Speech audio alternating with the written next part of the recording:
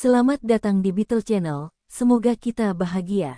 Jangan lupa subscribe, like, komen dan share agar channel ini semakin berkembang.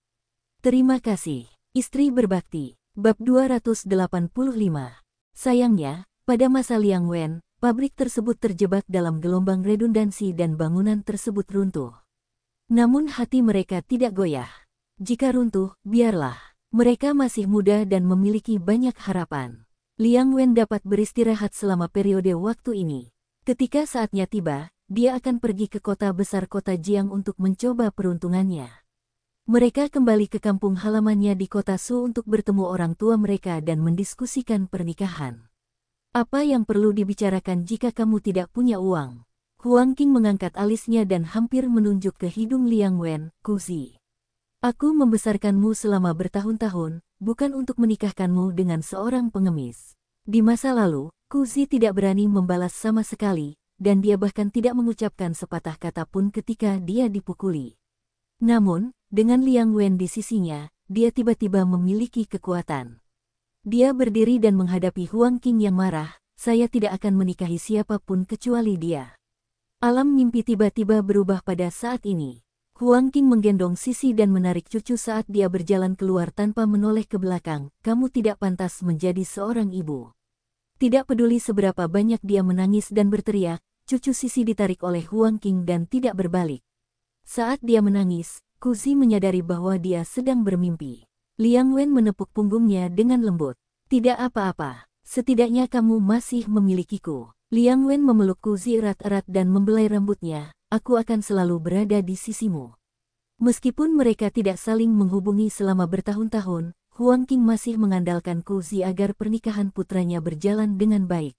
Di sisi lain, dia berbicara dengan rendah hati kepada pacar putranya yang bekerja keras, mengatakan bahwa selama dia bersedia meneruskan garis keluarga untuk putranya, dia pasti tidak akan kehilangan rumah. Di sisi lain, dia bersenandung kepada orang lain di belakang mereka, mengatakan putrinya tidak memiliki hati nurani dan hanya peduli pada dirinya sendiri dan mengabaikan orang tua kandungnya. Namun, Huang Qing masih merasa bahwa dia benar. Dia terus menangis dan mengatakan bahwa dia adalah ibu kandung Kuzi. Faktanya, dia cemburu sekaligus marah pada Kuzi. Jika bukan karena uang Kuzi, dia pasti tidak akan mau mengakuinya sebagai putrinya. Kali ini, dia masih marah setelah berdebat dengan Kuzi selama beberapa hari. Dia membeli tiket kereta api ke kota Jiang dan bergegas ke rumah Kuzi. Namun, ketika dia tiba di apartemen Kuzi sebelumnya, Kuzi sudah pergi. Saat dia tiba, hari sudah gelap. Dia mengenakan syal hitam besar dan tebal yang menutupi mulut dan wajahnya. Saat itu sudah larut malam sehingga siapapun yang melihatnya akan tercengang. Huang Qing mengetuk pintu untuk waktu yang lama dengan putus asa, mengetuk begitu keras hingga para tetangga hampir memanggil polisi. Kakak, apakah ini rumahmu? Tetangga di seberang jalan menjulurkan kepalanya dan mengamati Huang Qing. Dia merasa keduanya tidak mirip. Sepertinya dia belum pernah melihat wanita tua ini sebelumnya. Saya, bagaimana tidak? Kalimat ini langsung menginjak titik sakit Huang Qing. Dia berharap dia bisa bergegas ke rumah pihak lain. Gadis malang itu, dia benar-benar melemparkan gadis tua ini ke bawah. Tetangganya hanya meminta kebaikan, tetapi sikap Huang Qing benar-benar keterlaluan. Pihak lain menutup pintu lagi. Oh, saya benar-benar tidak tahu. Saat dia hendak menutup pintu, Huang Qing memelototinya dan mencondongkan tubuh ke depan. Jari-jarinya yang kasar menarik kusen pintu. Tahukah kamu kemana dia pergi? Tidak di rumah hari ini. Tetangganya juga tidak berdaya. Tapi sepertinya wanita tua ini tidak akan menyerah sampai dia mendapatkan sesuatu darinya, jadi dia hanya bisa menjelaskan, dia sudah lama pindah. Memanfaatkan cengkeraman Huang Qing yang mengendur, dia menutup pintu dengan keras. Pupil mata Huang Qing membesar, terharu, hanya untuk menghindari wanita tua yang kesepian ini. Ini terlalu ekstrim. Huang Qing sangat marah hingga giginya bergemeletup. Dia langsung menuju pintu dan memanggil taksi ke kantor polisi. Sopirnya masih bertanya-tanya mengapa dia pergi ke kantor polisi di tengah malam. Hilang. Namun, ketika dia melihat mata wanita tua itu merah karena marah di kaca spion, dia benar-benar tidak bisa bertanya lagi. Ketika mereka tiba di kantor polisi, Huang Qing keluar dari mobil bahkan tanpa memberinya uang. Sopir itu sedikit malu untuk meminta uang kepada wanita tua yang sepertinya hilang itu. Dia melihat sosok gemuk itu berlari ke kantor polisi dengan marah. "Petugas polisi, bantu saya. Saya benar-benar tidak dapat menemukan rumah saya." Huang Qing memelototi pemuda di depannya seolah dia akan mengulitinya hidup-hidup jika dia tidak membantu. "Pergi dan daftar dulu. Apakah kamu ingat nomor teleponnya?" Suara itu polisi memandang Huang Qing dan merasa perilaku dan kata-katanya cukup normal. Dia tidak terlihat seperti orang yang sakit jiwa. Meskipun dia memiliki temperamen yang buruk, dia tahu dia sangat cemas, jadi dia tetap bersedia membantunya. Ketika Huang Qing mendengar kata nomor telepon, dia tiba-tiba menjadi bersemangat. Dia mengeluarkan selembar kertas kusut dari sakunya dan menyerahkannya kepada petugas polisi. "Ini dia." Sebut saja. Kuzi hendak pergi tidur ketika teleponnya berdering. Dia yakin itu adalah Huang Qing. Dia tidak ingin menjawabnya, tapi teleponnya terlalu keras dan tidak ada yang bisa tertidur. Kuzi mulai menyesalinya. Bagaimana dia bisa begitu sibuk sampai lupa mengganti kartu SIM-nya? Saat dia hendak bangun untuk menjawabnya, ponselnya berdering. "Mes, ibumu hilang. Kami menunggu di kantor polisi Jalan Dongyu di kota Jiang." "Kuzi, kamu di mana?" "Ibu ada di kantor polisi." Huang Qing terdengar sedih, tetapi petugas polisi itu menggigil ketika dia melihat dia tidak memiliki ekspresi apapun di wajahnya. "Saya tidak mengenalnya." Kuzi menguap. Tidak ada yang bisa membujuknya hari ini. Dia bertekad untuk mengakhiri masalah ini. Huang Qing ingin datang, dan tidak ada yang memaksanya. Dialah yang ingin tidur di kantor polisi. Tetapi wanita tua ini mengatakan bahwa kamu adalah kami, tidak ada hubungannya satu sama lain. "Saya hanya penjual syal. Semua orang punya nomorku." Dia menderita demensia dan melakukan kesalahan. Suasana di sisi Kuzi telah turun ke titik beku. Meskipun dia tidak mengatakan apapun, Huang Qing masih kaget. Ini polisi juga merasa sedikit canggung, tapi kata-kata Kuzi masuk akal. Jika dia benar-benar menderita demensia, biasanya dia menelepon nomor yang salah. Huang Qing tidak tahan lagi. Dia tidak bisa menelepon polisi dan disebut orang gila. Dia telah memutuskan bahwa polisi bersekongkol dengan Kuzi, jadi dia marah tanpa alasan. Huang Qing mulai melempar barang dan berteriak. Petugas polisi takut dia akan gelisah dan menjadi gila lagi, sehingga tidak ada yang bisa mendekatinya. Meskipun Huang Qing tampak patuh pada awalnya, tatapannya tajam. Dia tidak terlihat seperti wanita tua yang bisa dianggap enteng. Kuzi menutup telepon ketika dia mendengar suara Huang Qing. Dia berbalik dan pergi tidur.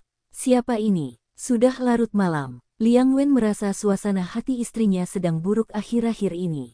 Dia membantunya merapikan rambutnya dan ragu-ragu.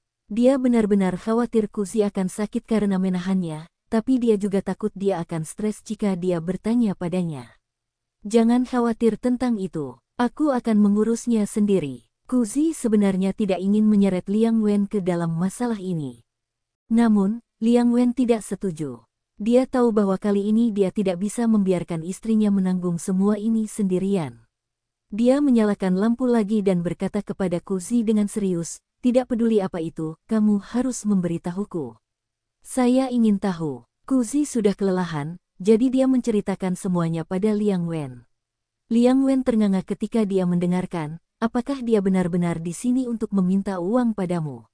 Bukankah seharusnya dia lebih rendah hati? Kenapa dia masih berisik?" Hatinya sakit ketika melihat istrinya tidak terlihat terlalu baik. "Saya akan mengambil cuti besok. Jika ada sesuatu, kita berdua bisa menyelesaikannya bersama." Kuzi tidak menyangka hal ini akan terjadi. Bukankah dia mengatakan bahwa dia sibuk melunasi rekening selama 2 hari terakhir dan tidak punya waktu sama sekali? Baru-baru ini, dia tertidur saat dia pulang ke rumah. Bagaimana dia punya waktu untuk melakukan ini? Kuzi meliriknya, tapi matanya bertemu dengan tatapan lembut Liang Wen. "Ini adalah masalah antara kita berdua. Anda harus menghabiskan terlalu banyak waktu untuk menangani hal-hal ini sendirian. Aku tidak bisa membantumu sama sekali. Pergi tidur." Kuzi merasakan tenggorokannya tercekat, tapi dia benar-benar ingin menghindari masalah ini. Yang ingin dia lakukan sekarang hanyalah tidur. Adapun Huang Qing, dia bisa melakukan apapun yang dia inginkan. Namun, di tengah malam, Huang Qing menelepon lagi. Kali ini, dia sangat marah dan tidak dapat berbicara dengan jelas. Kuzi, dengarkan. Saya tinggal di hotel sekarang. Jika kamu tidak menjemputku hari ini, aku akan melompat turun dari sini. Cuaca di luar sudah dingin. Kuzi gemetar saat dia keluar dari selimut untuk mengangkat telepon. Mendengar ini, dia tidak berkata apa-apa dan hanya menutup telepon. Beberapa orang tidak mungkin diajak berkomunikasi. Karena mereka tidak dapat berkomunikasi, maka tidak perlu membuang waktu. Itu tidak berdaya, tapi ini sudah merupakan metode yang paling lembut. Hidupnya sekarang benar-benar baru. Kuzi tidak ingin Huang Qing menyia-nyiakan seluruh usahanya. Meski tidak ada yang disebut kekerabatan, dia tetap memiliki anak yang lucu dan keluarga yang sempurna. Semuanya berkembang ke arah yang indah. Dia merasa sudah waktunya untuk mengakhiri segalanya.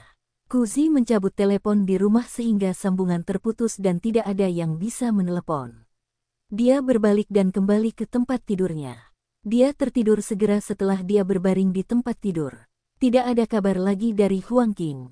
Belakangan, Kuzi mendengar dari kerabat dan teman-temannya bahwa Huang Qing telah tinggal di kota Jiang selama 1 malam. Dia tidak punya pilihan selain naik kereta malam untuk pulang.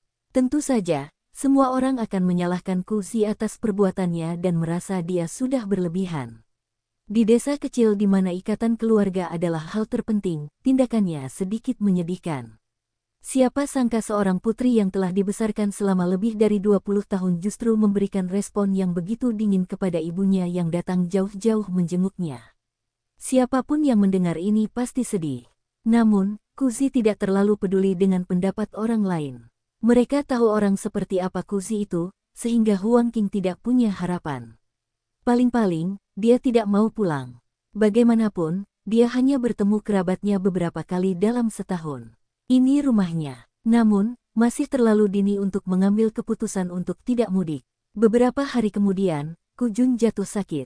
Kata-kata ini diberikan kepada Kuzi oleh orang asing dari kampung halaman yang sama. Kali ini, penyakit lama Kujun kambuh lagi. Rematiknya sangat menyakitkan hingga kakinya tidak bisa menyentuh tanah. Tetapi jika dia tidak bekerja, Huang Qing tidak akan punya uang untuk bermain kartu. Semakin dia merasa tidak nyaman, ekspresi Huang Qing menjadi semakin jelek. Bersambung, terima kasih telah menyaksikan dan mendukung channel ini.